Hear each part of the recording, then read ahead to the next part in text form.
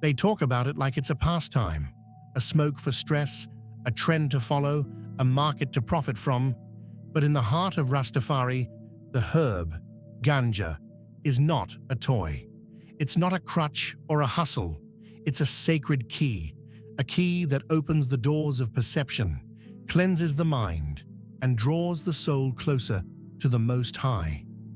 This is not about getting high, it's about rising higher. This is a sacrament, a gift from Yah, and the world has been too blind to see its light. The world has diluted the meaning of the herb, stripping it of its spiritual power and replacing it with commercial noise. But to the Rasta, the herb is a tool of liberation, an instrument of reasoning, a natural medicine for body and soul. The way of Rastafari is not about intoxication, it's about revelation. Inhaling is not escape, it is a conscious breath into the divine presence of Jah. It is not to dull the mind, but to sharpen the senses to truth, to love, to righteousness.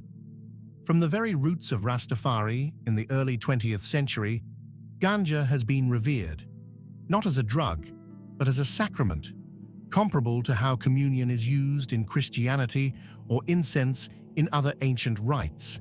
It's no coincidence that in the Bible, in the book of Revelation 22:2, it speaks of the tree of life, whose leaves are for the healing of the nations. For Rastas, this is not symbolism. This is prophecy fulfilled through the herb. In the early days, when Babylon labeled Ganja as illegal and sinful, the Rasta refused to bow.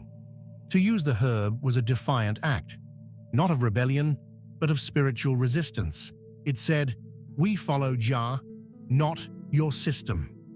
To light the chalice was to light the fire of identity, of self-knowledge, and of divine connection in a world built to confuse and control. The sacred use of Ganja is deeply tied to reasoning sessions, those communal gatherings where Rastas come together to speak truth, challenge Babylon's illusions, and meditate on life's higher purpose. During these sessions, the herb is passed hand to hand, not for pleasure, but for clarity. The smoke isn't wasted. It rises like incense, carrying prayers to Jah, sharpening the vibration of the moment. It is used in silence, in meditation, in reverence. In these spaces, Ganja is not something to exploit. It is something to respect. A chalice may be lit, a psalm may be read, and the room fills not with noise, but with stillness. The herb calms the body and slows the mind so that one can truly listen to each other, to creation, and to the divine voice within. Babylon rushes. Rasta reasons. Babylon escapes. Rasta enters. The herb is the door. But even as the world begins to legalize Ganja, to profit from it, and to sell it like candy, the Rasta remains unmoved by hype. Rastafari doesn't smoke to trend. It smokes to tune in. There's a code to this use, a consciousness to it, a respect that makes it sacred. And this is what the world forgets. That true elevation comes not from the herb itself, but from the intention behind it.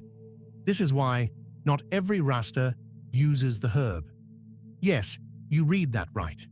Not all Rastas smoke. For some, the herb is not necessary to reach Jah because they live in that frequency daily.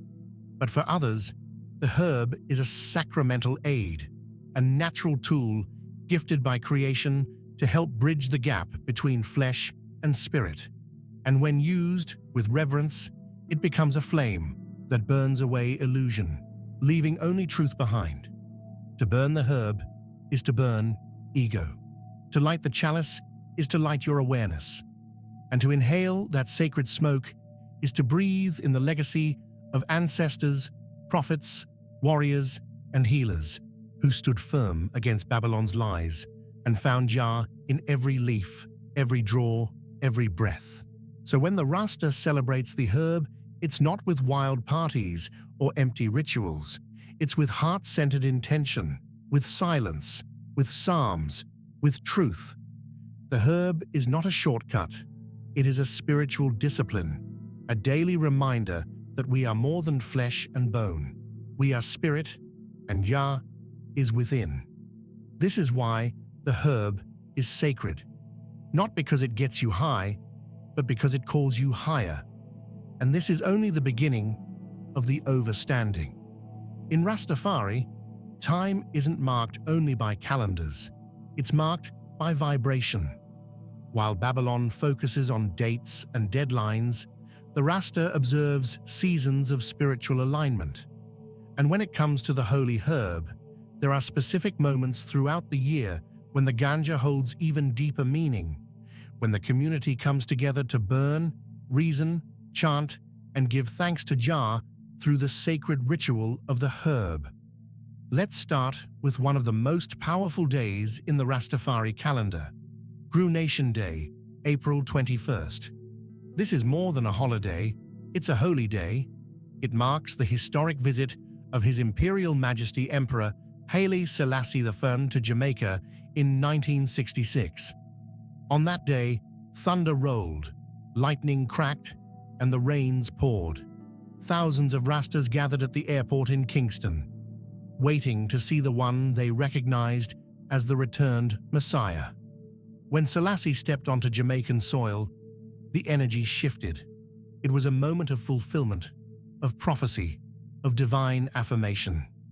And during this sacred gathering, the herb was burned, not as a party favor, but as a sacramental fire, honoring the presence of the divine.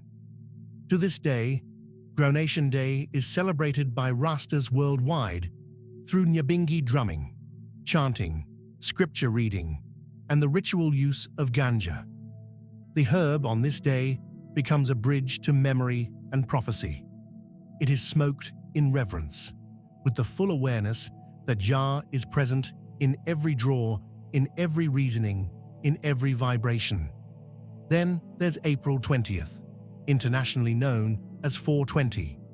While this date was not born from the Rastafari movement, some within the Livity choose to reclaim and reframe the narrative. Instead of celebrating cannabis as a commodity, Rastas use the occasion to educate others, to teach that the herb is not for escapism, but for enlightenment. In these moments, Rastas may gather to reason publicly, to hold spiritual discussions, and to counter Babylon's commercialization with clarity and purpose.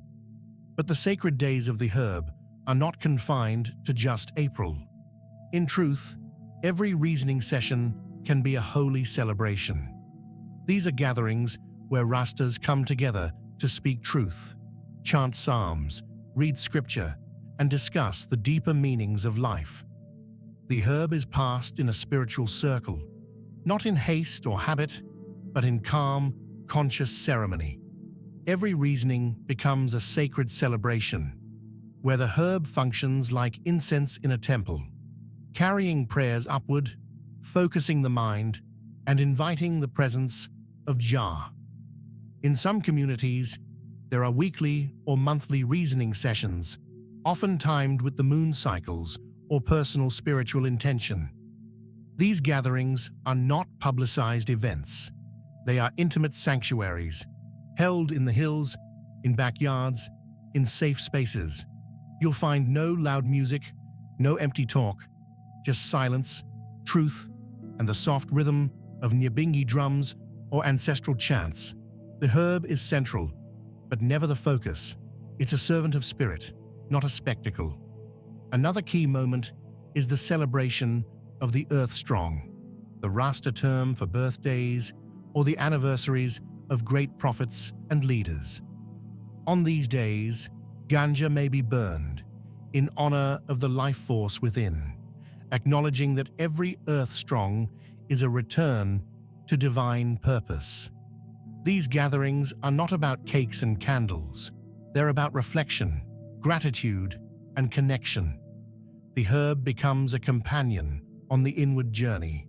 And in Ethiopian Orthodox-influenced Rasta communities, certain fasts and feasts also intersect with herb use, not as doctrine, but as individual expressions of reverence. The lines are fluid, and the livity varies depending on the individual or house. Some abstain from the herb during fasting seasons as a sign of discipline. Others use it to deepen prayer and still the mind. Even during times of mourning or spiritual transition, the herb is there, not to numb grief, but to illuminate acceptance.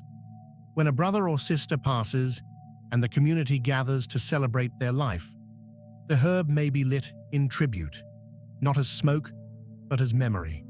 It becomes a fragrant reminder that we are eternal beings passing through temporary flesh. What ties all these celebrations together is this: intention. The herb is never used mindlessly. It is never used without prayer. Before the chalice is passed, the name of Jah is called, the psalms may be spoken, and the moment is sanctified. The herb doesn't belong to man. It belongs to Jah. And every time it is lit with purpose, that connection is honored.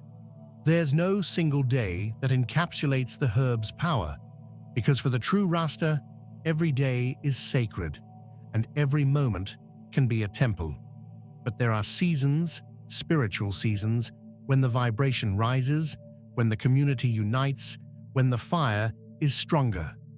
And in those moments, the herb becomes what it was always meant to be: a light in the darkness, a prayer in smoke, a sacred celebration of the Most High.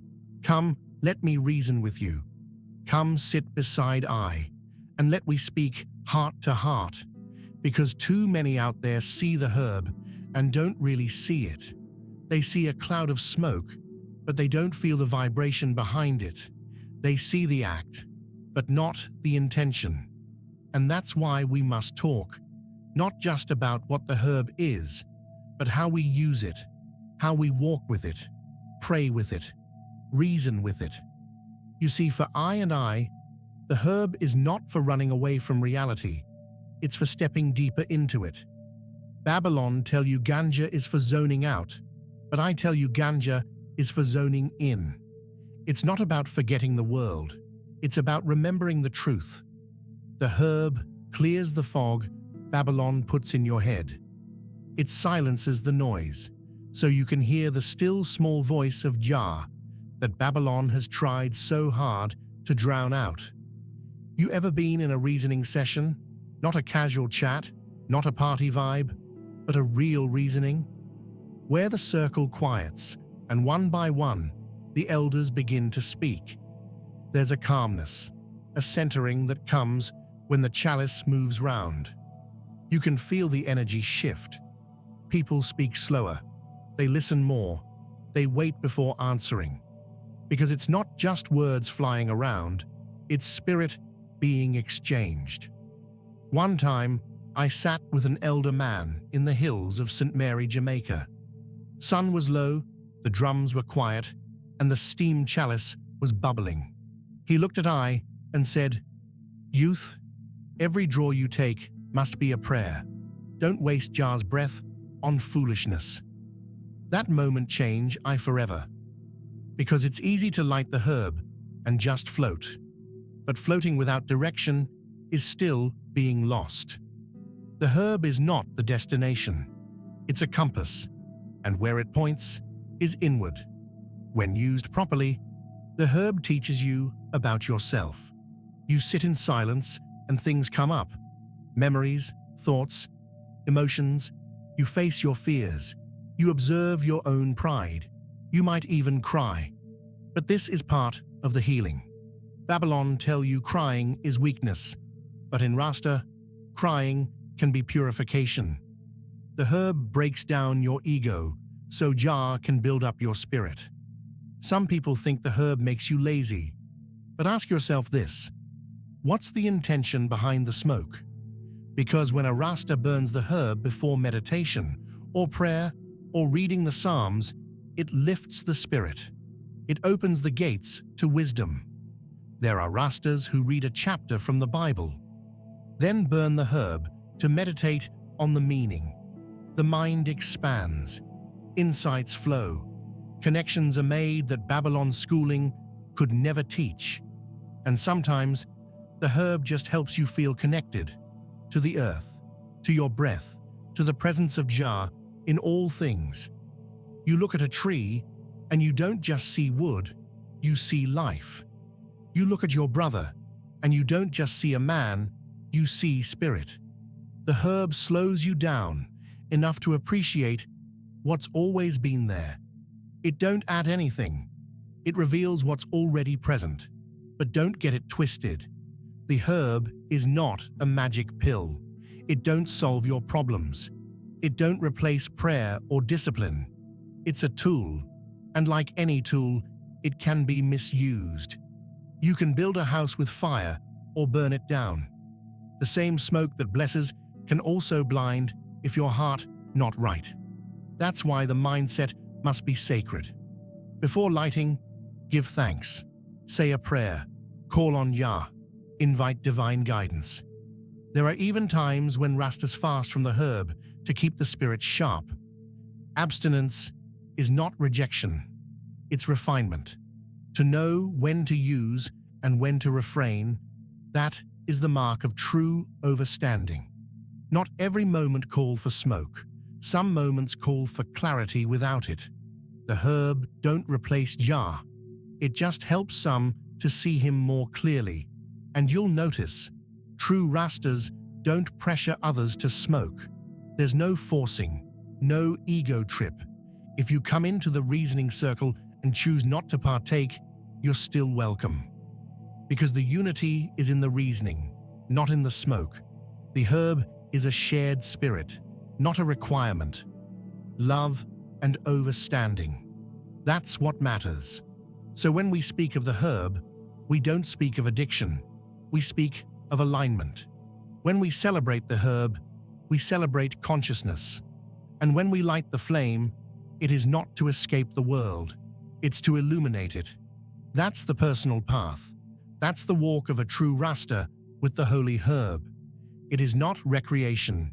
It is revelation. From the dust of Zion to the breath of the Most High. The herb was born not in labs, not in factories, but in creation itself. Before empires rose and fell, before the chains of Babylon were forged, the holy herb grew wild in the hills, kissed by sun, watered by the heavens. Jah planted it. Mankind only discovered it. And to this day, the leaf remains a living link to the divine. In Rasta Livity, nothing is separate from nature. The land is not just dirt, it is mother. The rain is not just weather, it is cleansing. The fire is not destruction, it is transformation. And so, when we burn the herb, we're not just creating smoke, we're activating elements. Earth holds the herb, fire lights it, air carries it, water cools it in the chalice, and the fifth element, spirit, receives it.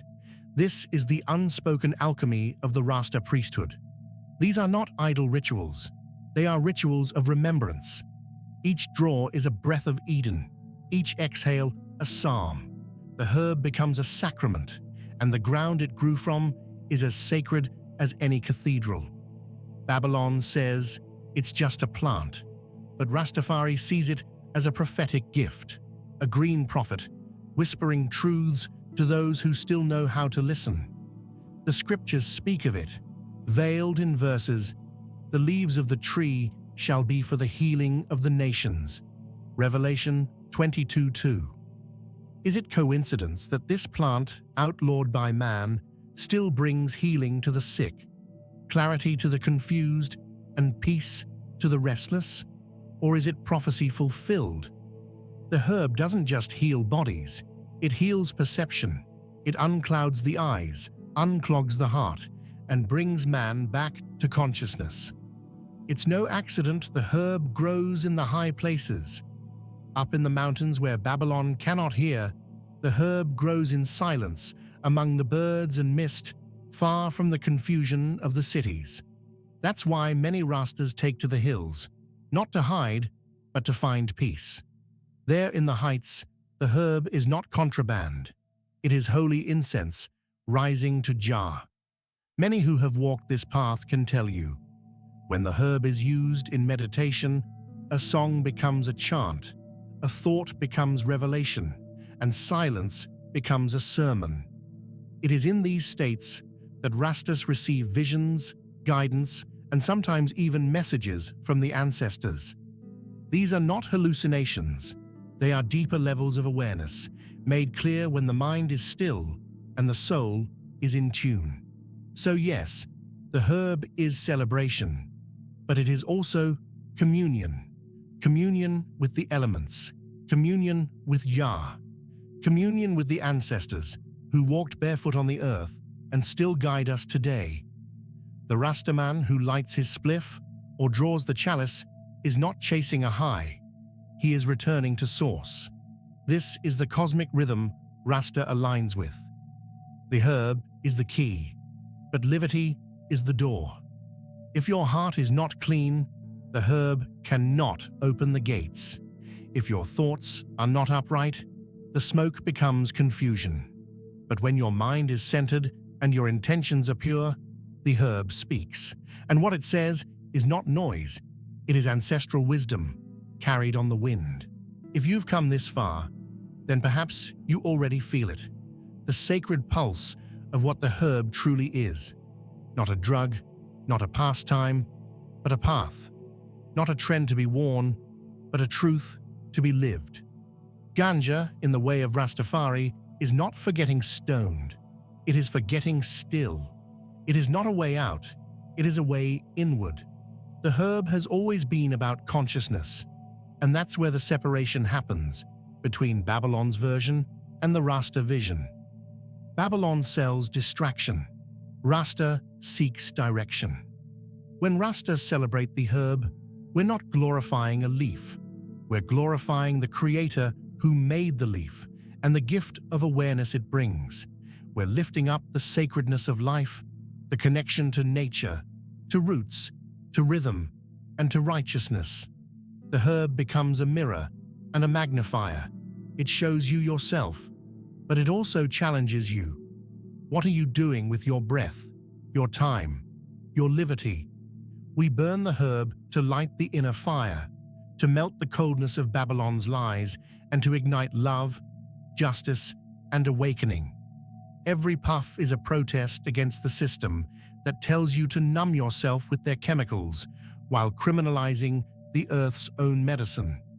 But we resist not in hate, but in truth, and the herb helps keep that truth alive in us. This is why it's so important not to misuse or abuse the herb. Rasta warns, the same chalice that uplifts can be turned into a crutch. The same smoke that clears can cloud if it's burned without purpose. So before you light it next time, ask yourself, am I burning for light or am I hiding from it? That's the call today. Come back to conscious use, sacred reasoning, and prayerful fire. Celebrate the herb like the ancients did, not for show, not for followers, but for the spirit of overstanding. Let us reclaim what Babylon tried to twist. Let us teach the youth that the herb is not rebellion, it's revelation. Let us plant it with prayer, harvest it with thanks, and smoke it in silence or song. Always remembering, Jah gave us this leaf, not to escape life, but to enter it more fully. And if this message touched you, if it stirred something deep, then share it. Don't just watch, reason with others. Start your own reasoning circles. Burn the herb with intention. Honor the old ways. Teach the next generation that Ganja is not just a symbol, it is a key, and the real door it opens is within. Blessed love, my people. Jah guide. Like the video. Share the message. Subscribe for more Rastafari Livity. Drop a comment and tell how do you use the holy herb with reverence? Let's build a conscious community, one flame of truth at a time. Selah.